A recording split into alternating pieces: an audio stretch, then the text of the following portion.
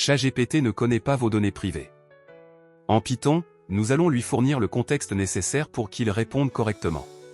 Mais avant de commencer, je vous remercie de bien vouloir laisser un like et de s'abonner pour nous soutenir. Laissez vos questions et suggestions dans un commentaire. Avant de coder quoi que ce soit, ouvrez votre terminal dans le dossier du projet et installez 3 librairies, OpenAI pour l'API, NumPy pour les calculs, et Python.env pour cacher votre clé secrète proprement. ChatGPT ne sait pas à quelle heure ferme votre cantine, ni votre politique de télétravail. On crée 3 documents privés, en dur dans une liste Python, c'est notre base de connaissances pour tout le reste du script. Rien de bien complexe pour l'instant, nous avons simplement récupéré une liste Python. Nous allons maintenant passer à l'étape où cette liste devient réellement exploitable.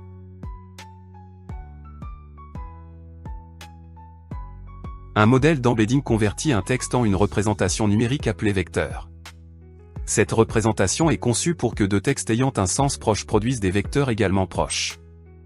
Dans notre cas, nous utilisons le modèle d'embedding d'OpenAI. Pour chaque document, il génère un vecteur composé de 1536 nombres. Ce vecteur est la représentation numérique du document.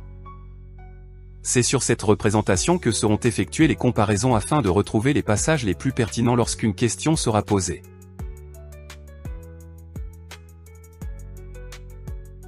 La similarité cosinus permet d'évaluer à quel point deux textes sont proches en comparant leurs vecteurs d'embedding. Au lieu de comparer directement les mots, elle mesure l'orientation des deux vecteurs dans l'espace, plus le score est proche de 1, plus les textes expriment une idée similaire, même s'ils utilisent un vocabulaire différent. Ici, nous comparons le vecteur de la question de l'utilisateur avec celui de chacun des 3 documents. Nous obtenons donc 3 scores de similarité. La fonction argmax parcourt ces scores et renvoie l'index de la valeur la plus élevée, c'est-à-dire celui du document jugé le plus pertinent. C'est ce qui permet de retrouver le bon document, même si aucun mot de la question n'apparaît littéralement dans celui-ci.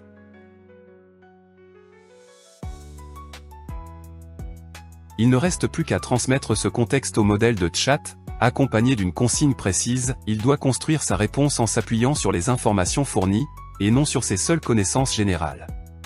Le modèle utilise alors le document récupéré comme source d'information pour rédiger une réponse claire et naturelle. Cette dernière étape est essentielle, elle transforme une simple recherche de documents en une véritable réponse rédigée. Dans notre exemple, le modèle ne se contente pas d'identifier le bon document, il en extrait l'information pertinente, l'horaire exact de la cantine et l'intègre directement dans sa réponse.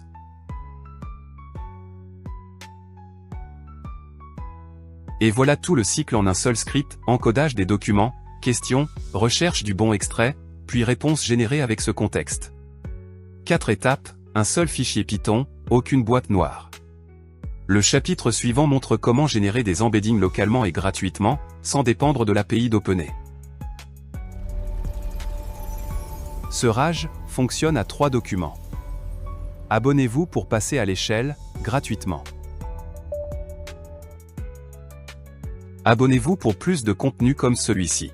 Aimez la vidéo si elle vous a aidé pour nous soutenir. Posez vos questions en commentaire. Vous trouverez le lien vers un tutoriel complet et les codes de cette vidéo dans la description. À bientôt.